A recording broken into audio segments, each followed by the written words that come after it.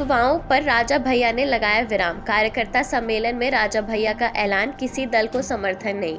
जनसत्ता दल के कार्यकर्ता स्वतंत्र रूप से करें मतदान। अमित शाह से मुलाकात के बाद अफवाहों का बाजार हो गया था गर्म। प्रतापगढ़ के कुंडा से बाहुबली विधायक राजा भैया ने दिया बीजेपी को तगड़ा झटका।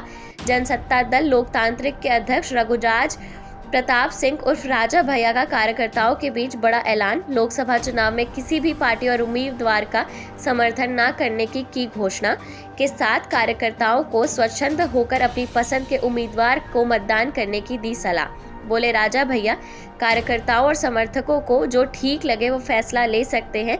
कौशाम्बी लोकसभा चुनाव को लेकर कार्यकर्ता असमंजस की स्थिति में थे, तो वहीं केंद्रीय मंत्री अमित शाह की हीरागंज आगमन से पूर्व अटकलें लग रही थी कि राजा भैया मंच शेयर करेंगे और भाजपा उम्मीदवार विनोद सोनकर का समर्थन करेंगे, लेकिन ना तो अमित शाह के मंच पर गए और ना ही समर्थन दिया, जबकि आज सपा और भाजपा उम्मीदवार समर्थन मांगने पहुंचे थे।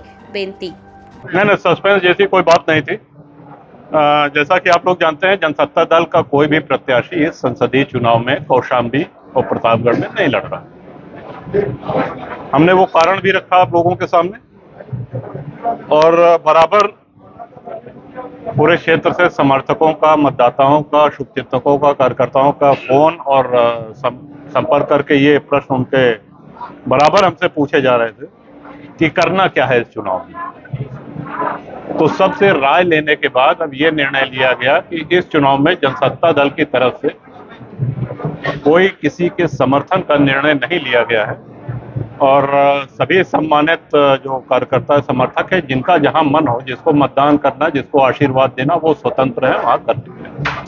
आज भाजपा संजीव बलियान भी आए थे और सपा कैंडिडेट दोनों प्रत्याशियों से सर आपने मुलाकात किया कौशाम्बी से?